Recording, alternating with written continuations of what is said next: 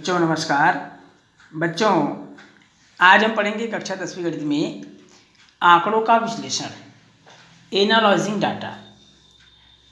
बच्चों सांख्यिकी आंकड़ों को हम 3 प्रकार से वर्गीकृत करके अध्ययन करेंगे।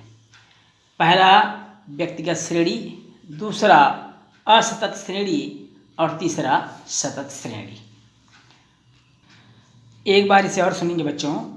आंकड़ों का विश्लेषण सांख्यिकी आंकड़ों को हम 3 प्रकार से वर्गीकृत करके अध्ययन करेंगे, जिसमें पहला है व्यक्तिगत श्रेणी, दूसरा है असतत श्रेणी और तीसरा है सतत श्रेणी। तो सबसे पहले हम चलते हैं बच्चों व्यक्तिगत श्रेणी की ओर। व्यक्तिगत श्रेणी में कच्चा आंकड़ा जिस रूप में हमको मिलती है या कच्चा आंकड़ा जिस रूप में एकत्र की जाती है वो व्यक्तिगत श्रेणी कहलाती है। जैसे मान लीजिए वर्ष 2005 से 2012 तक गेहूं का उत्पादन लाख टन में निम्नानुसार है। मान लीजिए कहा जाए 68.64 है, 69.35 है, 75.81 है, 78.57 है, 80.80 है और 86.8, ऐसा हम मान सकते हैं। 93.90 है, 80.80 है। इस तरह से मान लीजिए कि 2012, 2005 से लेकर के 2005, 6, 7, 8, 9, 10, 11, 12 में गेहूं का उत्पादन क्विंटल में इस प्रकार रहा, लाख टन में इस प्रकार रहा। तो ये जो हमको कच्चा आंकड़ा मिला, यही कच्चा आंकड़ा व्यक्तिगत श्रेणी कहलाता है। अब हम आते हैं बच्चों असतत श्रेणी। बच्चों असतत श्रेणी में प्राप्त कच्चे आंकड़ों को, ये जैसे मान लीजिए हमको व्यक्तिगत श्रेणी में कच्चा माल जो मिला हमको, तो कच्चे आंकड़ों को व्यवस्थित करने पर प्रेक्षणों को बारंबारता के आधार पर रखना। ध्यान से सुनेंगे, प्राप्त कच्चे आंकड़ों को व्यवस्थित करने पर प्रेक्षणों को बारंबारता के आधार पर रखना असतत श्रेणी कहलाता है। क्या कहलाता है? असतत श्रेणी। जैसे 50 विद्यार्थी की ऊंचाई हेतु एक आंकड़ा हम व्यवस्थित करते हैं।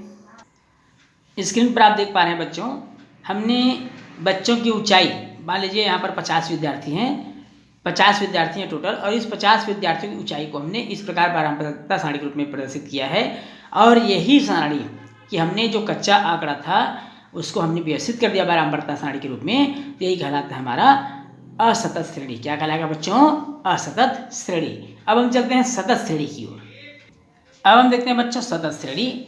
और सतत श्रेणी जब आंकड़ों में प्रेक्षणों की संख्या बहुत अधिक होती है। ध्यान सुनेंगे बच्चों, जब आंकड़ों में प्रेक्षणों की संख्या बहुत अधिक होती है तो उन्हें विभिन्न अंतरालों में वर्गीकृत करते हैं और इस प्रकार प्राप्त श्रेणी सतत श्रेणी कहलाता है। जैसे मान लीजिए एक उदाहरण लेते हैं हम, एक विद्यालय के बच्चों के वजन आंकड़े निम्नलिखित है। एक विद्यालय के बच्चों के वजन आंकड़े निम्नलिखित है। हमने उसको कैसे व्यवस्थित किया देखते हैं। वजन और एक तरफ विद्यार्थियों की संख्या। 30 से 40 किलोग्राम वाले में 11 बच्चे, 40 से 50 में 29, 50 से 60 में 6, 60 से 70 में 3 और 70 से 80 में 1। तो इस तरह से बहुत सारे जब आंकड़े हो जाता है तो उसको हम वर्ग अंतराल के रूप में प्रदर्शित करते हैं। यही कहलाता है हमारा सतत श्रेणी। क्या कहलाता है बच्चों? सतत श्रेणी। केंद्रीय प्रवृत्ति। किसी आंकड़ों का केंद्रीय प्रवृत्ति वह माप होता है जो पूरे आंकड़ों का प्रतिनिधित्व करता है। ध्यान सुनेंगे बच्चों, केंद्रीय प्रवृत्ति किसी आंकड़े का वह माप होता है जो पूरे आंकड़ों का प्रतिनिधित्व करता है। ये मुख्यतः 3 प्रकार के होते हैं बच्चों। पहला प्रकार समांतर माध्य जिसको मीन बोलते हैं। दूसरा प्रकार है बच्चों मध्यिका जिसको मीडियन कहते हैं, मध्यिका। तीसरा प्रकार है बहुलक जिसको हम मोड बोलते हैं, बहुलक। तो यह है केंद्रीय प्रवृत्ति। अर्थात एक बार और सुनेंगे बच्चों, किसी आंकड़े का केंद्रीय प्रवृत्ति वह माप होता है जो पूरे आंकड़ों का प्रतिनिधित्व करता है। अब हम चलते हैं समांतर माध्य की ओर। समांतर माध्य की गणना हम कैसे करेंगे बच्चों? समांतर माध्य की गणना करने के लिए सबसे पहले हम व्यक्तिगत श्रेणी जैसे है हमारे पास, तो व्यक्तिगत श्रेणी के लिए हम इसकी गणना कैसे करेंगे ये देखते हैं। व्यक्तिगत श्रेणी के लिए इसके लिए जो भी कच्चा माल रहेगा उससे हम x मान लेते हैं। तो समांतर माध्य को x बार से इंडिकेट करते हैं। समांतर माध्य बराबर हो जाएगा summation x by n। Summation x मतलब जितने भी आपको डाटा मिलेगा बच्चों, सारे डाटा का टोटल योग कर देंगे बटे उन डाटा कितने नंबर ऑफ डाटा अर्थात आंकड़ों की संख्या। तो समस्त आंकड़ों का योग बटे आंकड़ों की संख्या, ये व्यक्तिगत श्रेणी के लिए हम फार्मूला लगाएंगे। जहाँ ये समेशन एक्स मतलब बच्चों, समेशन एक्स मतलब जो मान होंगे x1 होगा, x2 होगा, x3 होगा, ये सभी समेशन एक्स कहलाएंगे। और n प्रेक्षणों की संख्या, n क्या कहलाएगा बच्चों? प्रेक्षणों की संख्या। ये तो था व्यक्तिगत श्रेणी के लिए। अब मान लीजिए असतत श्रेणी के लिए होता, तब हम समांतर माध्य की गणना कैसे करते? असतत श्रेणी के लिए अब देखेंगे हम, असतत श्रेणी अगर है तो हम उसका समांतर माध्य गणना कैसे करेंगे? तो समांतर माध्य की गणना करें हम फार्मूला लगाएंगे बच्चों, summation F x by summation F, ये फार्मूला हम लगाएंगे सिग्मा एफ एक्स बटे सिग्मा एफ, जहाँ एफ आपका बारंबारता है, एक्स आपका वर्ग है और दोनों का गुणनफल का टोटल बटे बारंबारता का टोटल। तो इस तरह से हम असतत श्रेणी के लिए इस फार्मूले की सहायता से हम समांतर माध्य की गणना कर सकेंगे। अब हम आते हैं सतत श्रेणी। सतत श्रेणी के लिए, तो सतत श्रेणी के लिए हम समांतर माध्य की गणना कैसे करेंगे बच्चों? इसके लिए हम समांतर माध्य का सूत्र लगाएंगे, एक्स बार समांतर माध्य को इंडिकेट करते हैं, एक्स बार सिग्मा एफ एक्स बटे सिग्मा एफ ही लगाएंगे। और जहाँ पर हम देखेंगे बच्चों सिग्मा एफ एक्स बटे सिग्मा एफ ही लगाएंगे, असतत के लिए भी और सतत के लिए भी, दोनों के लिए सेम फार्मूला रहेगा, चाहे असतत श्रेणी के लिए हो या सतत श्रेणी के लिए समांतर माध्य गणना हम एक ही प्रकार के फार्मूले से कर सकते हैं। अब हमने ये भी देखा था बच्चों कि सतत श्रेणी में वर्ग अंतराल दिया होता है, जैसे हम वर्ग अंतराल जैसे 30 से 40 दिया है, तो 30 से 40 ये वर्ग अंतराल है और हमको वर्ग मालूम करना है, तो इसका वर्ग निकालने के लिए बच्चों निम्न सीमा, अर्थात यहाँ निम्न सीमा क्या है? 30, तो निम्न सीमा प्लस उच्च सीमा बटे 2, ऐसा करके हम वर्ग मालूम कर लेते हैं, जिसको हम बोलते हैं x। तो अगर वर्ग अंतराल सतत श्रेणी में दिया हुआ है तो उसका पहले हम वर्ग निकालेंगे, उसके बाद फिर इसको दिए गए बारंबारता से गुणा करेंगे, फिर हमको प्राप्त होगा समेशन एफ एक्स बटे समेशन एफ और हमको समांतर माध्य की गणना प्राप्त हो जाएगी। समांतर माध्य के बाद देखते हैं बच्चों मध्यिका की गणना। अब मध्यिका की अगर गणना करना हो तो हम कौन से फार्मूला का इस्तेमाल करेंगे? तो मध्यिका के लिए दो कंडीशन निर्मित होते हैं बच्चों। पहला कंडीशन, यदि प्रेक्षणों की संख्या विषम हो, यदि प्रेक्षणों की संख्या विषम हो, तो प्रेक्षणों की संख्या विषम होने पर हम कौन सा फार्मूला लगाएंगे?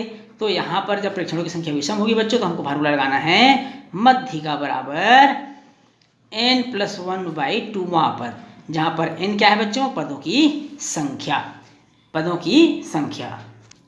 और यदि बच्चों प्रेक्षणों की संख्या, यदि प्रेक्षणों की संख्या विषम के बजाय सम हो, क्या हो बच्चों? सम हो, तब हम मध्यिका का सूत्र लगाएंगे, तब मध्यिका बराबर हो जाएगा n/2वां पद धन n/2 धन 1वां पद पूरे का बटे 2 हो जाएगा। तो इस फार्मूले का इस्तेमाल करके हम मध्यिका की गणना कर सकेंगे। इसके लिए हमको ध्यान ये रखना है कि प्रेक्षण की जो संख्या है सम में दिया है या विषम में दिया है, जहाँ n बराबर पदों की संख्या है, प्रेक्षणों की संख्या है। ये तो था बच्चों मध्यिका की गणना। और मध्यिका गणना व्यक्तिगत श्रेणी के लिए है, ये हमेशा ध्यान रखेंगे। ये वाला जो फार्मूला लगाएंगे हम, ये व्यक्तिगत श्रेणी के लिए लगाएंगे, व्यक्तिगत श्रेणी के लिए, इसको हमेशा आप ध्यान में रखेंगे। दूसरा हम चलते हैं सतत श्रेणी के लिए हम मध्यिका की गणना कैसे करेंगे? सतत श्रेणी के लिए, तो सतत श्रेणी में क्या करेंगे बच्चों? सतत श्रेणी के लिए हम मध्यिका की गणना कैसे करेंगे? सतत श्रेणी के लिए मध्यिका का फार्मूला हो जाएगा मध्यिका बराबर L plus n/2 minus CF पूरे का बटे स्मॉल f इंटू h।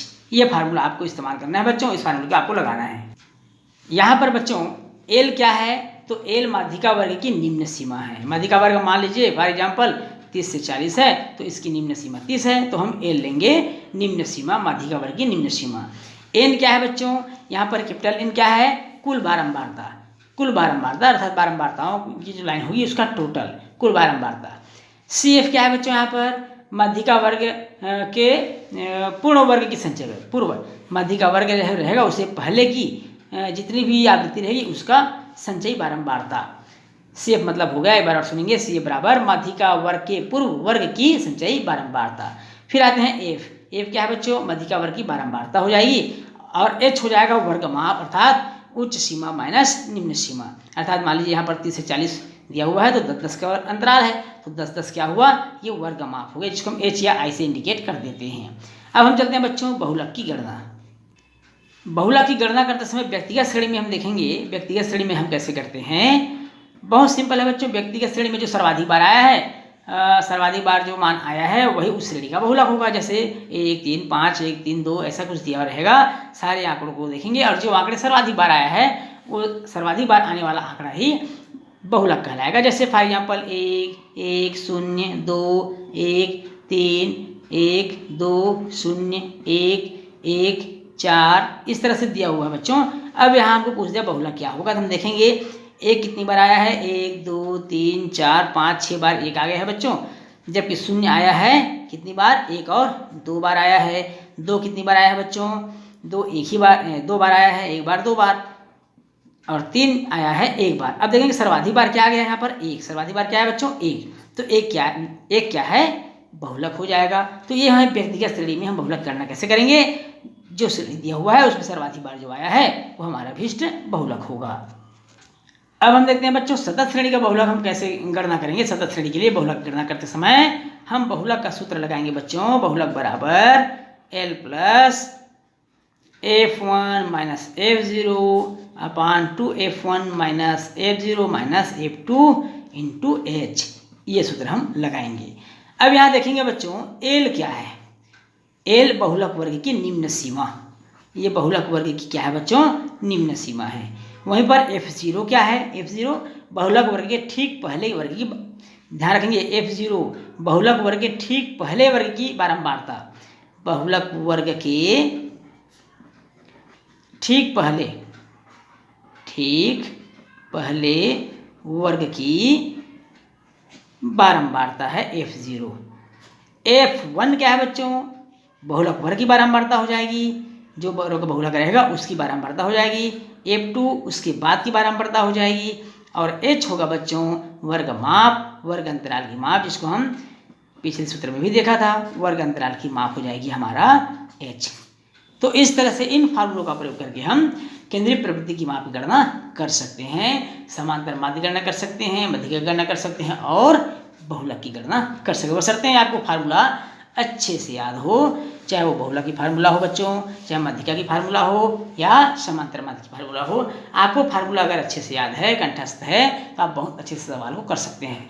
दूसरी बात, केवल फार्मूला ही याद होने से नहीं होगा बच्चों, इनके अर्थों को भी जानना है। L क्या है, F1 क्या है, F0 क्या है, F2 क्या है, H क्या है, इसके अर्थों को भी आपको जानना बहुत जरूरी है। तो इस तरह बच्चों हमारा भाग 1 यही समाप्त होता है। हम समांतर श्रेणी को, समांतर माध्य है, बहुलक है या मध्यिका है, इनके सवाल को हम अगले भाग में देखेंगे बच्चों। तो आज की क्लास में बस इतना ही। यदि आप चैनल में नए हैं तो चैनल को सब्सक्राइब करेंगे, और बच्चों वीडियो अच्छा लगे तो वीडियो को लाइक और शेयर जरूर करिएगा। तो आज क्लास में बस इतना ही बच्चों, फिर मिलेंगे भाग 2 में, तब तक के लिए नमस्कार।